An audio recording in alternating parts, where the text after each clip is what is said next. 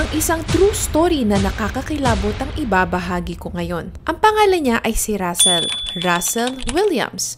44 years old siya nang nagsimula ang kwentong ito at nakatira siya sa Canada. At itong si Russell, hindi siya basta-basta isang pangkaraniwang lalaki ha, kasi isa siyang big shot colonel sa Canadian Air Force. Yes, mataas ang katungkulan niya, isang piloto, at ang mga inililipad niyang sakay na tao ay mga bigatin at VIP, katulad na lang ng Prime Minister ng Canada. Nangyari rin na piloto siya para ilipad ang Queen of England. At ito ang picture na kasama niya si Queen Elizabeth. Pero ito ang catch kay Russell. Isa siyang weirdong tao dahil gustong-gusto niya ang mga panty at bra ng mga babae na nagamit na. Yes, tama narinig nyo, underwear or panties o mga bra ng mga babae na gamit na. At sa kakaiba niyang pag-iisip ay gagawin niya lahat para makuha ito. Nakaka-creepy, diba? Okay, ito ang nangyari. Isang araw ng taong 2007, pumasok siya sa loob ng bahay ng kanilang kapitbahay. Pero wala roon ng may bahay syempre. At itong si Colonel Russell, naku, dumiretso sa kwarto ng anak na babae ng may-ari ng bahay at ninakaw niya ang napakaraming panty na nakalagay sa drawer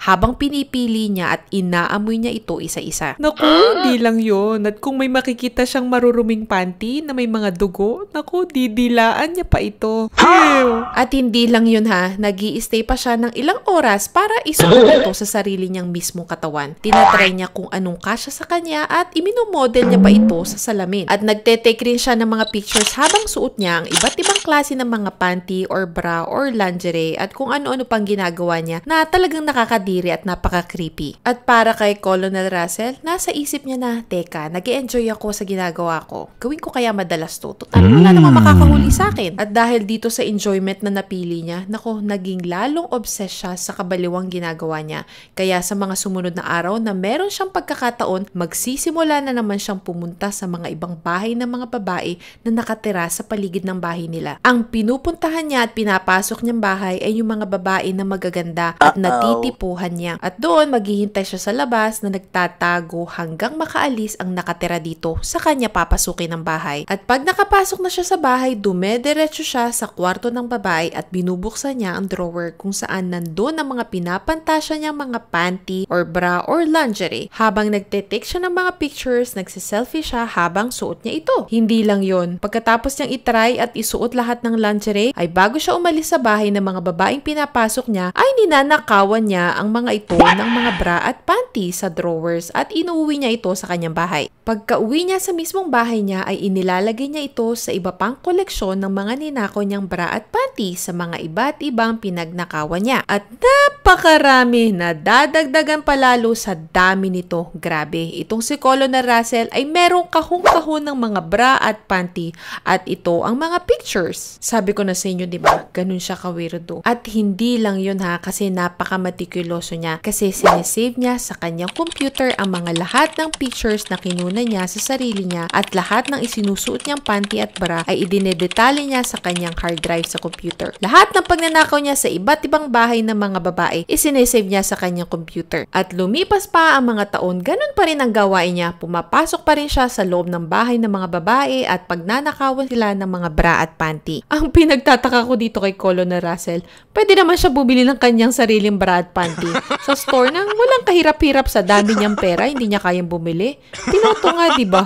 Ang kuripot niya ha. Anyway, suma total ang napasok at napagnakawan niyang bahay ay umabot sa 82. Yes, 82, napakadami. Na-imagine niyo ba kung ilang daan or kahon-kahon ng mga bra at panty nito sa bahay nila? Meanwhile, habang nangyayari ang mga ganitong ganap ni Colonel Russell ay tuloy-tuloy pa rin ang pagtatrabaho niya sa military as colonel. Isang piloto, mataas ang kanyang ranggo. Lumilipad pa rin siya sa kanyang mga very important people at hindi pwedeng baliwalain ang kanyang pangalan ha dahil siya ay iginagalang na tao kaya walang maghihinala sa kanya na nagnanakaw siya ng mga panty at bra. In fact, sa kanyang galing noong 2009, na-promote pa siya as base commander sa isang pinakamalaking Air Force base sa Canada. Pero alam nyo ba, ang mga ganitong mga tao, hindi marunong makontento sa mga ginagawa nilang kawirduhan. Kaya nagdesisyon siyang mag-level up ang kabaliwan. Hindi siya nakukontento. Gusto niya gumawa ng mas extreme evil na gawain at ito mismo ang nangyari. Ayaw na niya magnakaw na lang basta-basta ng mga bra at panty sa mga bahay-bahay ng mga babae. Okay, ito ha, isang gabi, nakasuot siya ng mask at pumasok siya sa isang bahay ng babae habang natutulog ito. This time, hindi na siya nagtatago sa may-ari ng bahay. Dito, habang natutulog ang babae, ay bigla niyang sinunggaban. Ginawa niya ng hindi maganda, pinaghubad niya at binigyan niya ng blindfold at kinuna niya ng mga litrato habang walang damit. At sa mga sumunod na linggo, pumasok ulit siya sa iba pang bahay ng babae. Inulit niya muli ang ginawa niya sa biktimang babae habang natutulog rin ito. At sa lahat ng ginagawa niya ay sinisave niya sa kanyang hard drive sa computer, lalo na mga pictures na pinepwersa niya ang mga babae. Okay,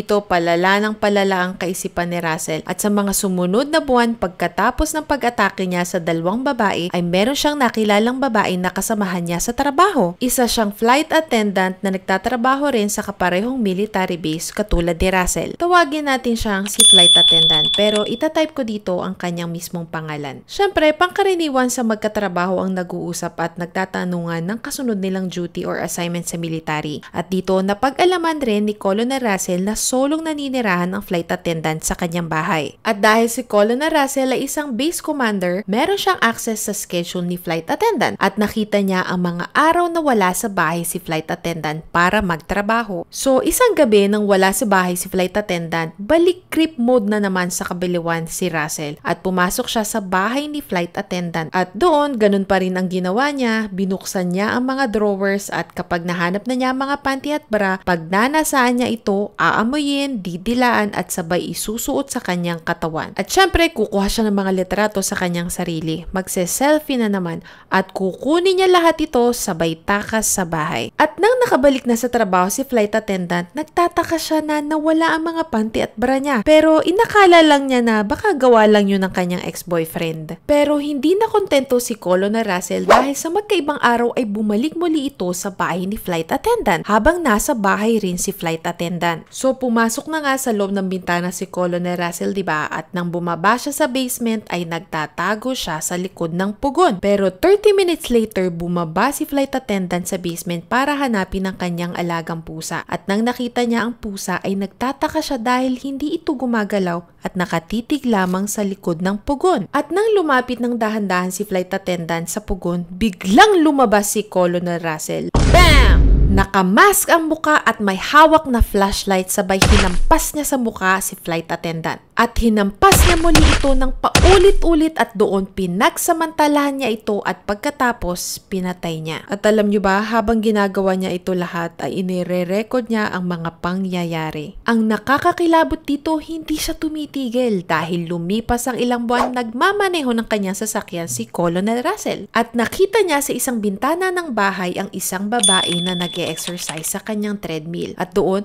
naisip ni Colonel Russell na siya ang kasunod niyang biktima. So, isang gabi, nag-drive siya papunta sa bahay ng kasunod niyang biktima. Nagpark siya ng sasakyan at inintay niyang makatulog ang babae sa loob ng bahay. At nang napansin niya na tulog na ang babae, saka siya pumasok ng bahay at sinimulan na niya ang pag-atake sa babae. Pinagsamantalahan niya ito at pagkatapos, kanya itong pinatay. At kinuna niya rin ito ng mga litrato pati na rin ng video habang ginagawa niya ang mga ganap na pangyayari. Alam niyo ba, sa kaparehong araw na yon, si Colonel Russell ay pumasok sa trabaho na parang walang nangyari, na para bang hindi siya gumawa ng karumal-dumal na krimen. At kinabukasan nagpalipad pa ito ng eroplano at buong weekend nagre-relax siya na kalmado kasama ang kanyang asawa. Yes, meron siyang asawa at hindi siya single. Ngayon, dahil sa mga namamatay na mga babae sa lugar or area na malapit sa tinitirahan ni Colonel Russell, ay nagkaroon ng malawakang investigasyon ng mga pulis at napansin nila na merong kakaibang trademark or tatak sa gulong ng sasakyan na nakabaon sa lupa ang napansin nila sa ikalawang bahay ng biktima na napatay. Yes, bumaon ang gulong sa lupa. Kaya ngayon, nag-set up ang mga pulis ng roadblock sa daan na malapit sa highway, kung saan lahat ng dumadaang sasakyan ay ipinapahinto nila para i-check ang mga gulong na pwedeng mag-match sa trademark ng gulong na bumaon sa lupa sa bahay ng biktima. At doon sa highway na yon, dumadaan lagi si Colonel Russell pauwi galing sa kanyang trabaho. At nang nakita siya ng pulis ay pinatabi nila ito para tanungin lamang ng mga pangkaraniwang tanong ng mga pulis, pero itong si Colonel Russell masyadong mayabang. Sinabi niya sa pulis na isa siyang base commander sa military, sabay pinakita niya ang kanyang ID dahil ayaw niyang sagutin ng mga katanungan sa kanya. Pero ang hindi alam ni Colonel Russell, habang nakahinto siya ay pinagmamasdan na pala siya ng isa pang police officer dahil ang gulong ni Colonel Russell ay kapareho ng gulong na bumaon sa lupa sa labas ng bahay ng babaeng biktima. Pero syempre, hindi nagsalita ang pulis at hinayaan na nila itong umalis. Pero ang hindi alam ni Colonel Russell ay simula ng araw na yon ay sinusundan na siya at pinagmamanmanan na siya ng mga pulis. At sa ikatlong araw ng kanilang pag-iimbestiga ay pinatawag na nila si Colonel Russell para sa mga katanungan. At nang nasa interrogation room na siya ay maangas ang dating niya at confident siya na wala siyang alam sa mga itinatanong sa kanya. Ipapakita ko sa inyo ang video kung gaano siya kayabang.